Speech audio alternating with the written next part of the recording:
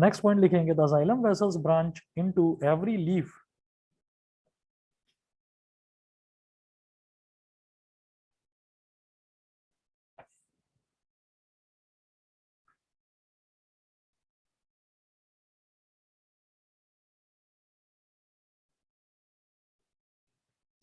The xylem vessels branch into every leaf of the plant. Branch into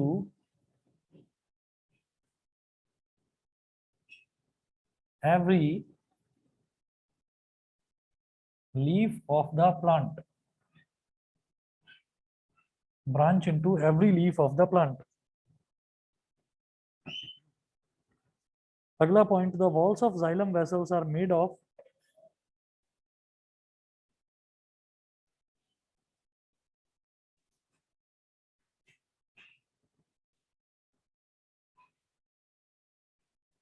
the walls of xylem vessels are made of cellulose.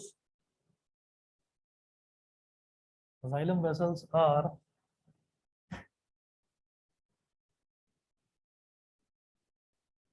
made of cellulose and lignin. Made of cellulose and lignin. उसके बाद next point लिखें, lignin is a very hard and strong substance.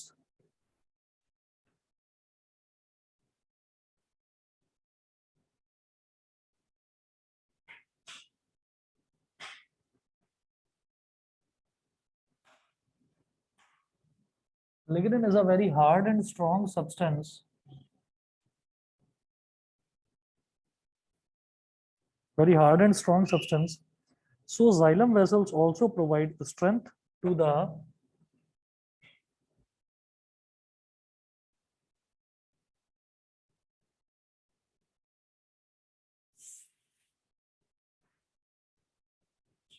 xylem vessels also provide strength to the strength to the stems and help to keep to the stems and help to keep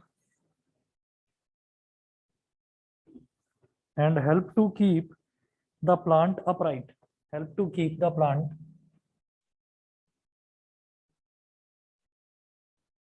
upright.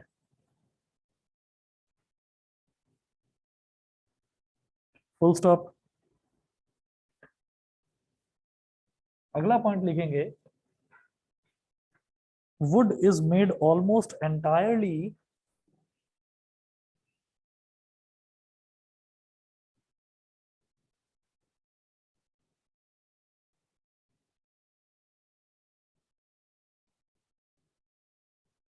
wood is made almost entirely of lignified xylem vessels. Of lignified, Lignified, lignified xylem vessels. Full stop.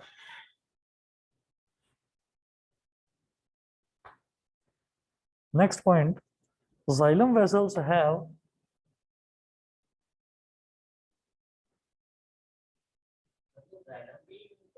सब xylem vessel के point अभी बता रहा हूं मैं आपको, सब explain करूंगा, पहले नोट करते चले जाओ फटाफट।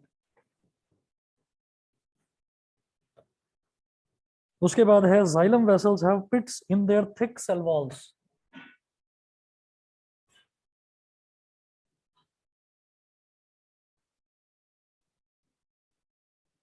Xylem vessels have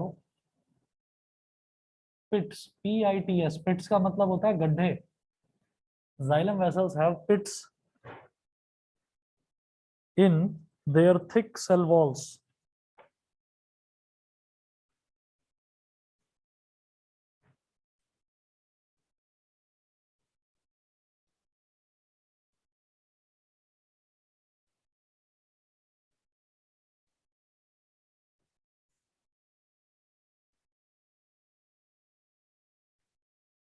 अब लिखेंगे, pits are the thin areas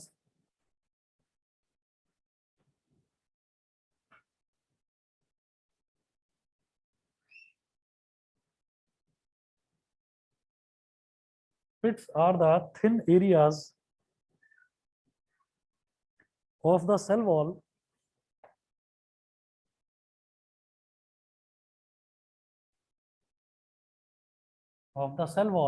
where of the cell wall where no lignin has been deposited, where no lignin has been deposited.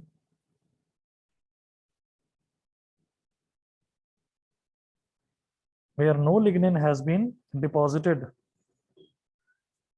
Next point लिखेंगे, pits have unthickened cellulose cell wall.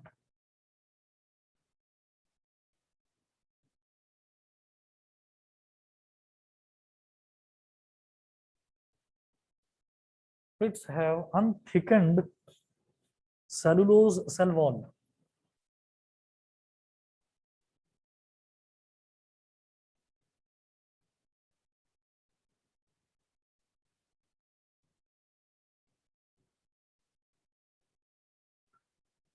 In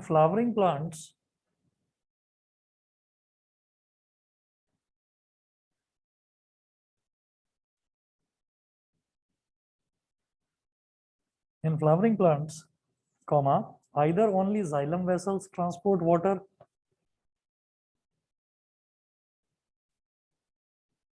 either only xylem vessels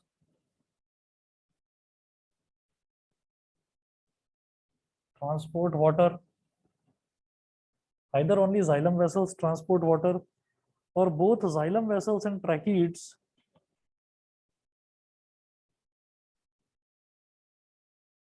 or both xylem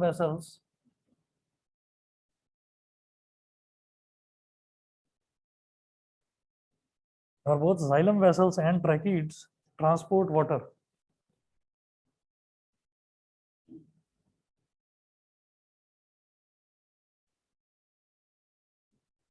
Transport water.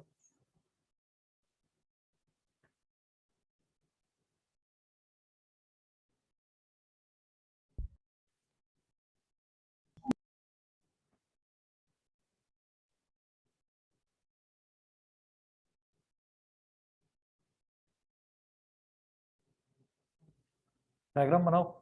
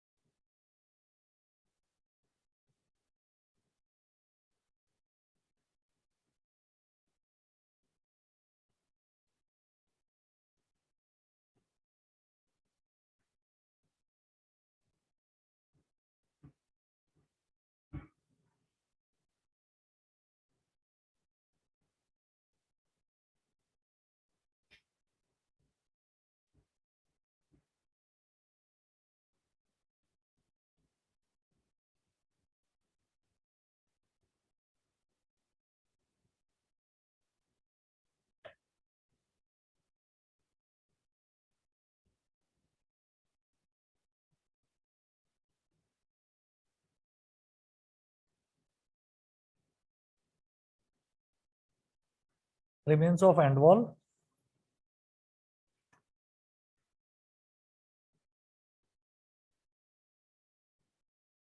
space containing no cytoplasm,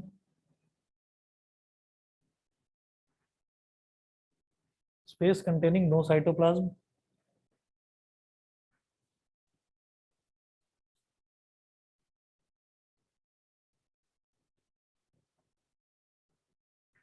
उसके बाद thick cell wall containing lignin,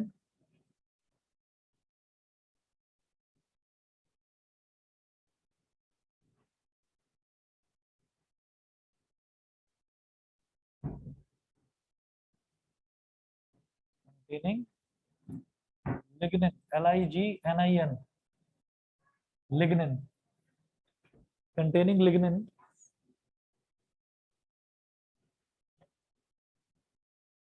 ये वाला portion हो जाएगा, ये जो गड्ढा दिखाई दे रहा है इसको बोलते हैं पिट।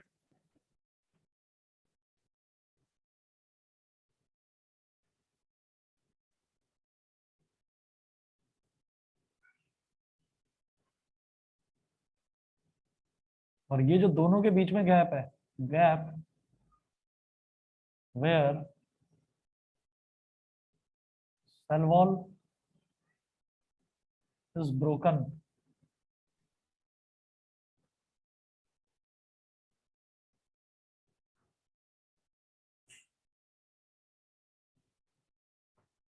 और ये जो हमने बनाया है इसी को हम पूरे को क्या बोल देते हैं, जाइलम वेसल।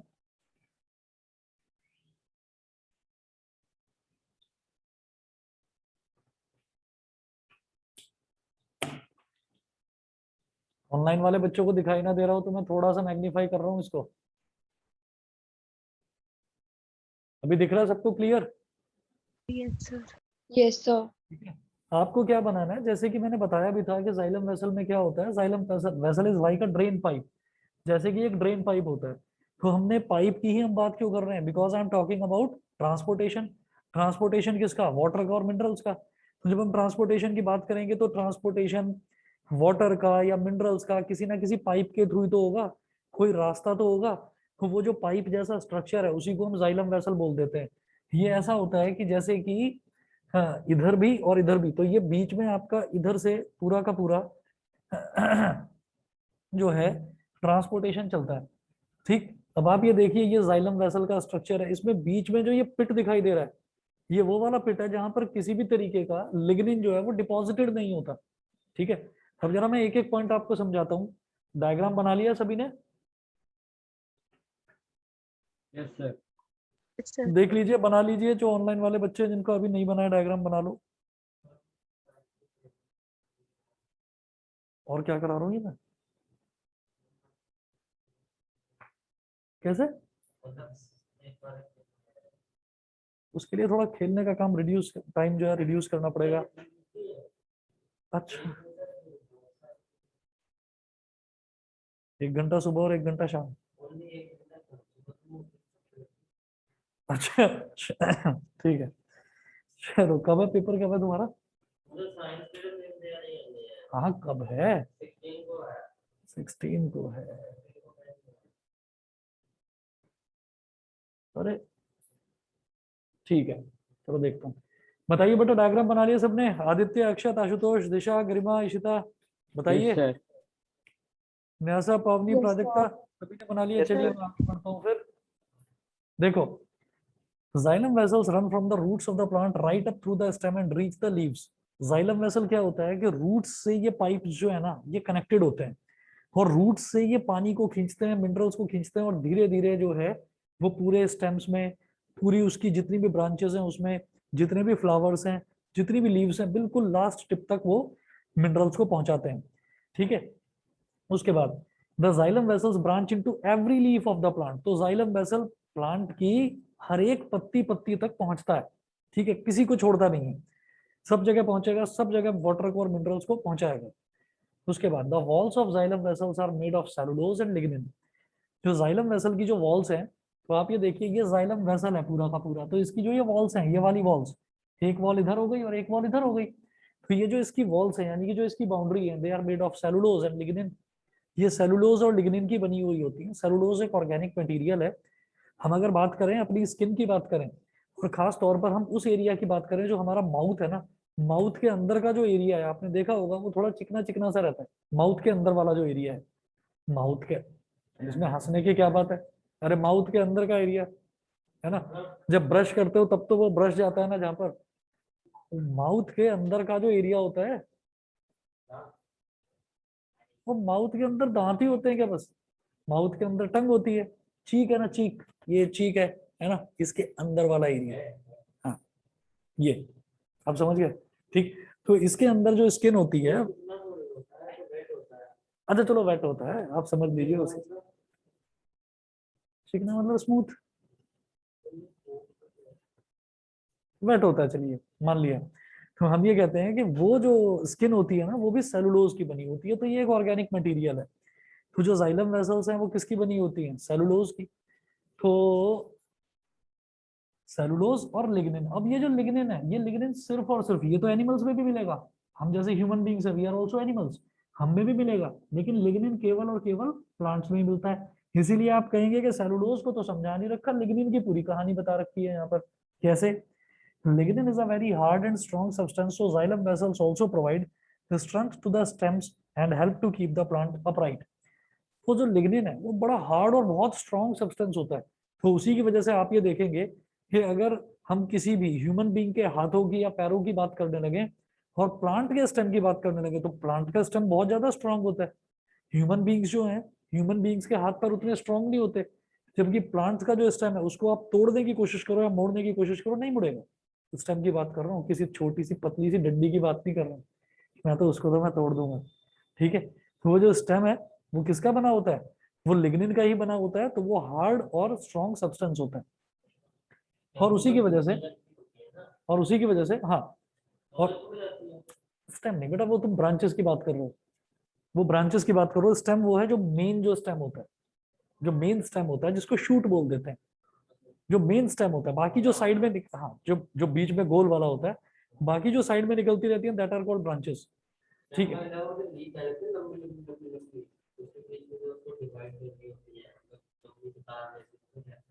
यस, हाँ, तो उसी को तो स्टेम बोलते हैं, जो बड़ा सा गोल सा होता है उसी को तो स्टेम बोलते हैं। हाँ, तो वही तो वो ब्रांचेस होती हैं। अच्छा, लीव की बात कर रहे हो क्या? अरे लीव का स्ट्रक्चर, हाँ हाँ हाँ, वो जो तार की बात कर रहे हो, तो लीव का स्ट्रक्चर बाद में देखेंगे। लीव का स्ट्रक्चर भी छोड़ो, करेंगे, वो भी है सिलेबस में। तो फिलहाल मैं स्टेम की बात कर रहा हूँ। तो उसी की वजह से, क्योंकि वो स्टेम इतना हार्ड होता है, उसी की वजह से जो प्लांट है, plant always remains upright, straight रहता है, सीधा खड़ा रहता है। तो would is made almost entirely of lignified xylem vessels. तो जो वुड होती है ना, वुड, जो लकड़ी होती है, वो लकड़ी हमेशा स्टेम को काट कर ही बनाई जाती है। तो जो वुड है वो हमेशा, वुड जो है वो लिग्निफाइड जाइलम वेसल्स की होती है, मतलब वो वाली जाइलम वेसल जिनके अंदर लिग्निन की मात्रा ज्यादा होती है। यहाँ तक सभी को समझ में आ गया? बताइए, ऑनलाइन वाले बच्चे बताएं। Yes, sir. Yes, sir. ठीक है, विदिशा, सक्षम, राजनंदिनी, क्लियर है? Yes, sir. चलिए, अब नेक्स्ट बात करूंगा, xylem vessels have pits in their thick cell walls. तो जो उनकी ये जो थिक सेल वॉल्स होती है, उनमें बीच बीच में छोटे छोटे पिट्स होते हैं। Pits are the thin areas of the cell wall where no lignin has been deposited. ये वो वाले एरियाज होते हैं जहां पर ज्यादा लिग्निन डिपॉजिटेड नहीं होता, इसीलिए वो थोड़े पतले होते हैं, ठीक है। आगे चलते हैं। पिट्स हैव अनथिकन्ड सेलुलोज सेल वॉल। पिट्स पर जो है वो अनथिकन्ड यानी कि पतली सेल वॉल होती है। अनथिकन्ड मतलब थिन सेल वॉल। जो अनथिकन्ड मतलब जो थिक नहीं है, जो थिक नहीं है वो क्या है? वो थिन है, वो पतला है, ठीक है। अच्छा, अब आगे है, in flowering plants either only xylem vessels transport water और both xylem vessels and tracheids transport water.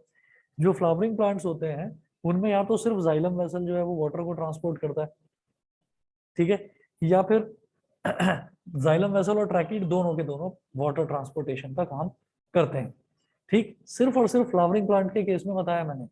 बाकी जितने भी प्लांट्स हैं जिनमें फ्लावर नहीं आते, जैसे कि आम का पेड़ है, आम ही आते हैं ना, उस पर फ्रूट्स आते हैं, फ्लावर नहीं आते, ठीक है, एप्पल है उस पर फ्लावर नहीं आते, फ्रूट्स आते हैं। तो जितने भी फ्लावरिंग प्लांट्स हैं, जैसे रोज हो गया या आपका लिली हो गया, तो जितने भी फ्लावरिंग प्लांट्स हैं उनमें जाइलम वेसल भी करता है ट्रांसपोर्ट, जाइलम के साथ साथ कभी कभी ट्रैकीड भी करता है। यहाँ तक सभी को क्लियर है, बताइए। Yes sir. ठीक Yes, है, sir. और ये जो एंड पॉइंट्स है ये होगा रिमेन्स ऑफ एंड वॉल, जो लास्ट की एंड होगी उसका रिमेन होता है ये वाला पॉइंट जो इधर मुड़ा हुआ है, ये बीच का स्पेस है, space containing no cytoplasm. Xylem vessel के बीच का जो स्पेस होता है उसमें कोई साइटोप्लाज्म नहीं होता। जैसे मैं सेल की बात करता हूँ, तो सेल में तो न्यूक्लियस के अलावा जितना भी है वो सारा का सारा मटेरियल साइटोप्लाज्म कहलाता है। सेल के अंदर सारा साइटोप्लाज्म ही तो भरा रहता है न्यूक्लियस के अलावा, जिसमें आपके एंडोप्लाज्मिक रेटिक्यूलम, वैक्यूल, माइटोकॉन्ड्रिया, ये सारी चीजें आती हैं। तो जाइलम वेसल के जो बीच का एरिया है उसमें कोई साइटोप्लाज्म नहीं होता, पहली चीज। फिर है थिक सेल वॉल, ये जो वॉल है ये थिक सेल वॉल है कंटेनिंग लिग्निन, ये लिखा हुआ है, लिग्निन की वजह से ही वो थिक है। ये पिट है, और ये वाला जो एरिया है, ये वाला जहां पर एक जाइलम वेसल और दूसरी जाइलम वेसल का एंड पॉइंट है, इसको बोल देते हैं gap where cell wall is broken. ये जो पॉइंट है, ये वाला जो पॉइंट है, यहाँ पर सेल वॉल थोड़ी सी टूटी हुई है, तो gap where cell wall is broken. और ये जो एक ड्रेन पाइप जा रहा है, चाहे ये वाला हो चाहे ये वाला हो, इसी को हम जाइलम वेसल बोल देते हैं। और ट्रांसपोर्टेशन कहाँ होता है, बीच के रास्ते के थ्रू, यहाँ से वाटर और मिनरल्स का ट्रांसपोर्टेशन होता है। सभी को क्लियर है इतना? सभी को Yes, क्लियर है sir. बेटा? ठीक है, आदित्य, अक्षत, आशुतोष, बताइए क्लियर है? Yes sir. Garima, Disha? Yes. Yes, sir. ठीक है, ठीक है जी। चलिए, तो ये जाइलम में हमारा जाइलम वेसल वाला पोर्शन कंप्लीट होता है। इसके अलावा और कुछ करने की जरूरत नहीं है, इतने पॉइंट्स कर लेना सफिशिएंट है। उसके बाद नेक्स्ट नोट करेंगे। हाँ हाँ, ये जाइलम वेसल का है। अरे चिंता मत करो भाई, दो ही तो आपके चैप्टर रह गए बायो में। एक ये है, एक आपको सेकंड टर्म में करना है, सेकंड टर्म में करना है। और उसमें भी हेरिडिटी तो इवोल्यूशन तो हट गया है, हेरिडिटी करना है बस। कंट्रोल एंड कोऑर्डिनेशन हट गया है, तो क्यों टेंशन ले रहे हो? नहीं, अभी नहीं करो, स्टार्ट करा था मैंने, बताया ना, मैं बीच बीच में बायो करा रहा हूँ ताकि बायो का आपको प्रेशर ना लगे बहुत ज्यादा। कि ज्यादा दिनों तक लगातार बायो भी नहीं पढ़ी जाती।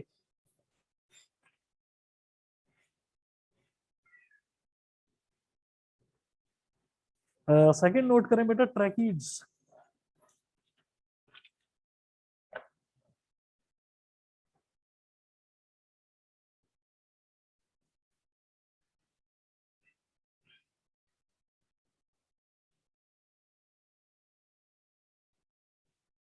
ट्रैकीड्स, इसमें नोट करें, tracheids are long thin spindle shaped sales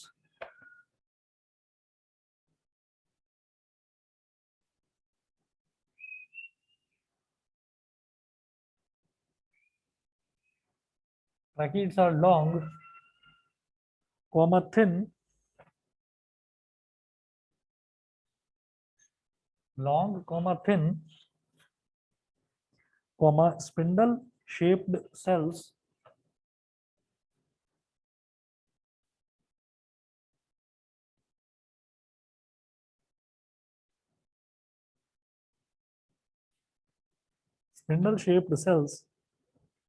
with pits in their thick cell walls.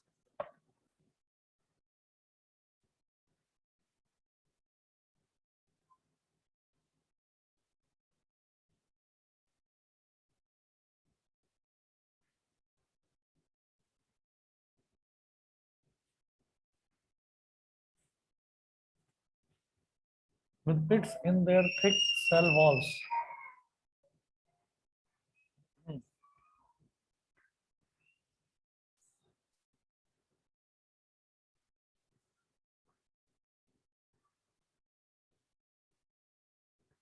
उसके बाद लिखेंगे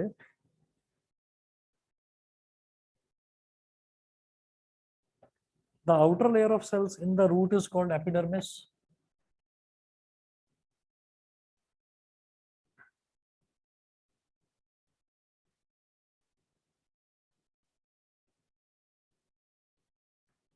The outer layer of cells, the outer layer of cells in the root is called epidermis.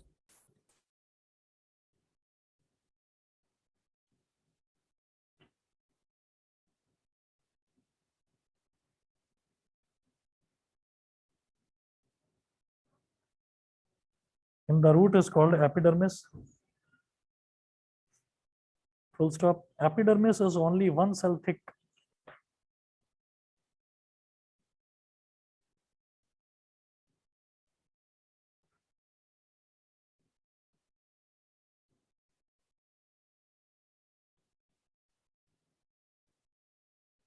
Epidermis is only one cell thick.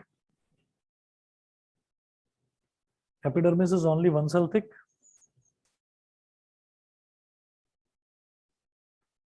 अगला point लिखेंगे, the layer of cells around the vascular tissues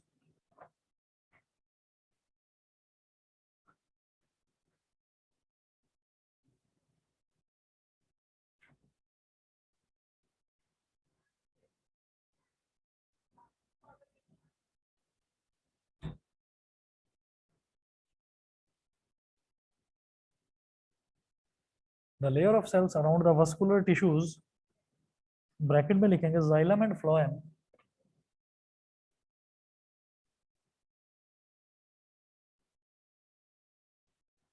xylem and phloem in the root is called endodermis.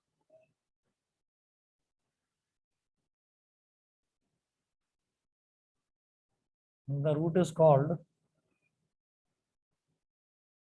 endodermis.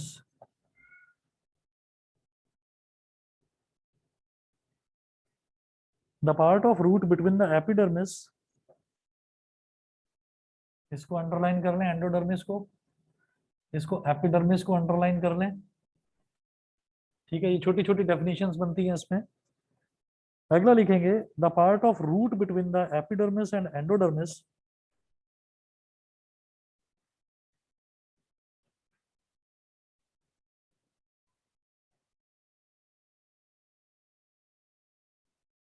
The part of root between the epidermis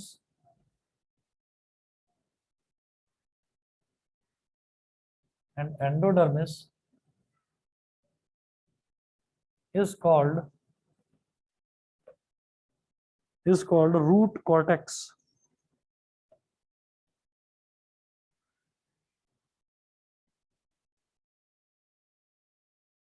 Is called root cortex. ठीक है, इसको भी underline करिए। अगला लिखें, and the xylem tissue present in the roots,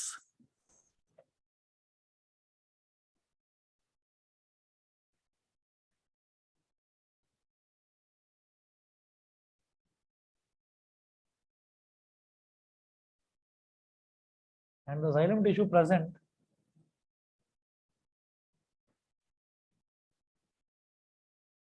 in the roots is called root xylem. Is called root xylem.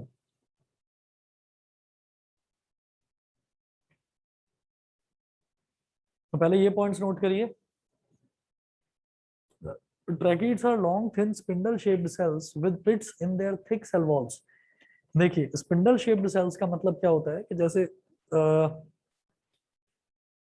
जैसे मान लीजिए कोई एक पाइप है और वो पाइप के जो दो एंड पॉइंट्स है ना, वो दो एंड पॉइंट्स मतलब वो पैरेलल पाइप नहीं है, उसके दो एंड पॉइंट्स मतलब ऊपर से पतला है और नीचे से पतला है और बीच में से मोटा है। समझ गए? ऊपर से थोड़ा पतला है और नीचे से पतला है, लेकिन बीच में से थोड़ा सा, ऊपर और नीचे के कंपैरिजन में बीच में से थोड़ा सा वो मोटा है, तो उसको हम बोल देते हैं स्पिंडल शेप्ड। स्पिंडल शेप्ड, उसकी स्पिंडल शेप को इस तरह से डिफाइन करा जाता है।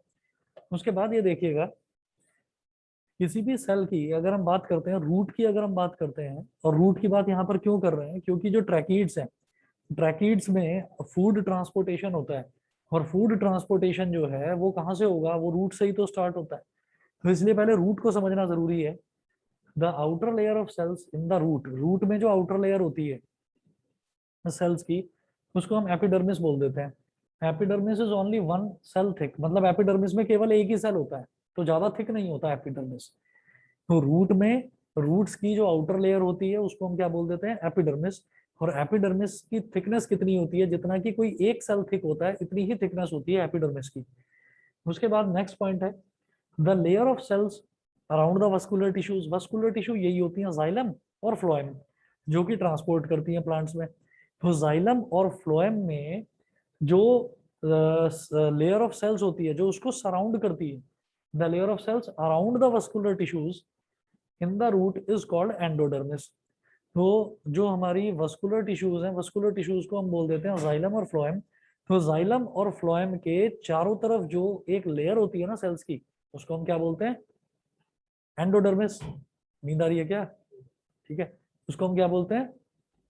ये जगाया मैंने तुमको, जागा ये, सो रहे थे क्या बैठ के? ज्यादा पका दिया मैंने लगता है, झपकियां ले रहा बैठ के। अच्छा अच्छा, चलिए। अरे भाई समझ में आ रहा है? ऑनलाइन वालों को बोर हो रहे हो? नो सर, समझ में आ रहा है। No. अच्छा चलिए ठीक है। ये अक्षत की आवाज नहीं आई, अक्षत सो गया क्या? किधर है? Yes sir. अच्छा जागा हुआ है, जागा हुआ है। आदित्य किधर है? Yes sir. चलो ठीक है, जागे हुए हैं बच्चे ऑनलाइन वाले, तुम यहाँ बैठ के सो रहे हो यार, हद हो गई। ये भी सो गया था, खो गया था, पता नहीं क्या देख रहा था। चलिए देखिए, हमने ये कहा कि outer layer of cells in the root, root के बाहर की जो आउटर लेयर होती है उसको हम बोल देते हैं एपिडर्मिस। और एपिडर्मिस की थिकनेस कितनी होती है? जितना एक सेल थिक होता है उतना ही थिक होता है epidermis. The layer of cells around the vascular tissues, vascular tissues यानी कि जाइलम और फ्लोएम के चारों तरफ जो लेयर बनती है सेल्स की, उसको हम बोल देते हैं क्या? एंडोडर्मिस। उसके बाद the part of root between epidermis and endodermis, epidermis और एंडोडर्मिस के बीच का जो हिस्सा होता है उसको रूट कॉर्टेक्स बोल देते हैं। क्या बोल देते हैं? Root cortex. ठीक है, तो ये दो तीन टर्म्स जो है याद रखना, एक एक नंबर के क्वेश्चंस बनते हैं इन पर। फिर है and the xylem tissue present in the roots is called root xylem. तो रूट के अंदर जो जाइलम टिश्यू प्रेजेंट होती है उसको बोल देते हैं रूट जाइलम। ठीक, यहां तक आप सबने नोट कर लिया होगा। उसके बाद पहले तो इसका डायग्राम बनाइएगा।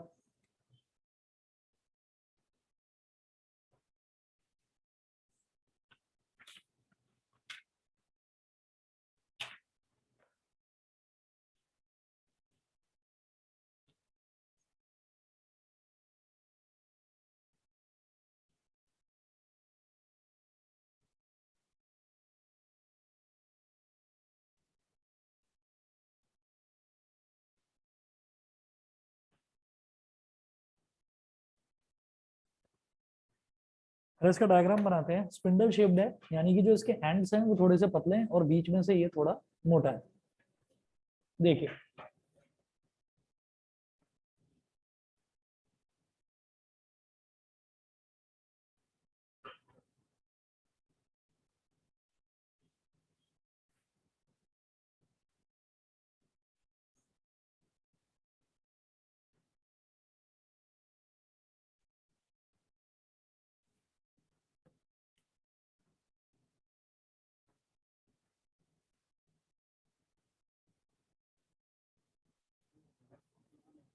क्या,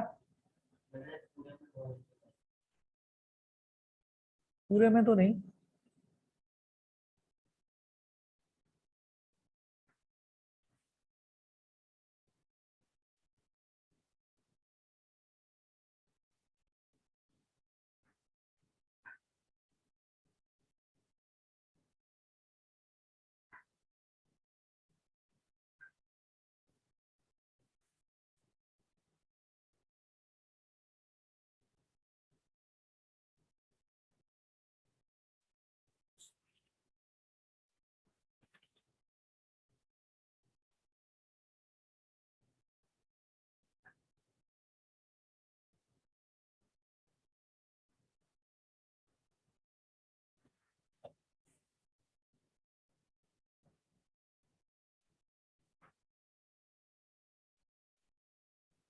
नोट करेंगे, all the plants have tracheids, all the plants have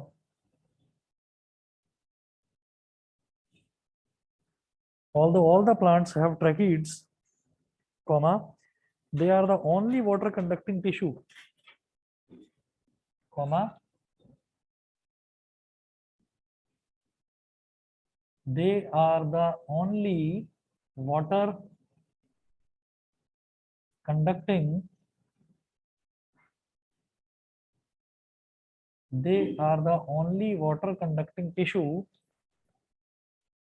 in non-flowering plants, in non-flowering plants, in non-flowering plants. उसके बाद the minerals needed by the plants are taken up by the plants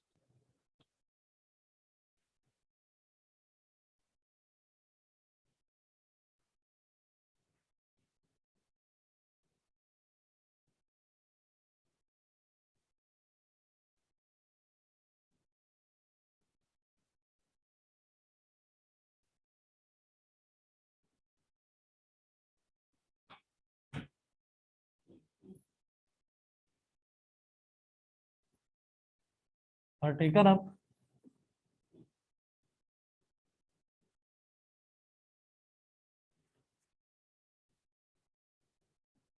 up by the plants in inorganic forms such as nitrates and phosphates.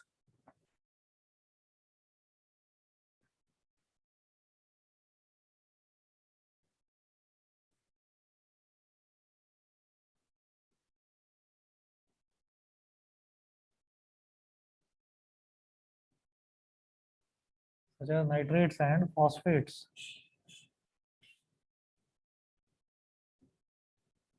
Next point. These minerals are present in the soil.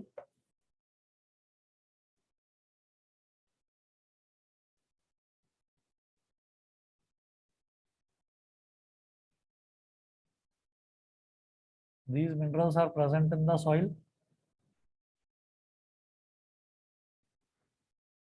These minerals are present in the soil. Full stop. The minerals present in soil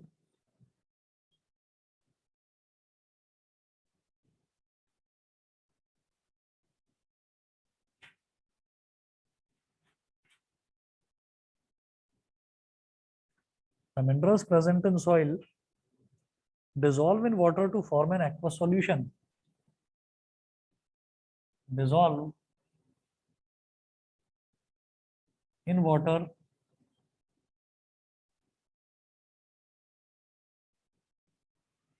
to form an aqueous solution. Full stop. Next point लिखेंगे. So when water is transported by the root of the plant,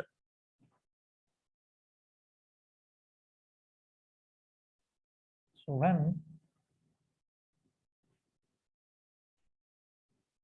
water is transported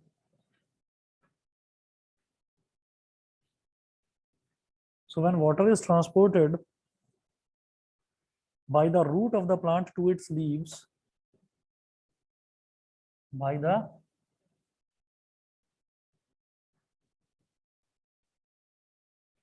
root of the plant to its leaves,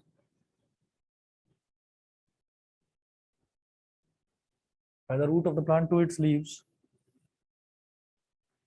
comma, then the minerals dissolved in it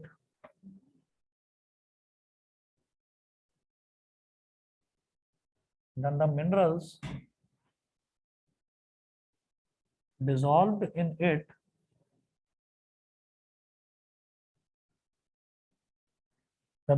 dissolved in it also get transported along with it. Also get transported along with it. Also get transported along with it.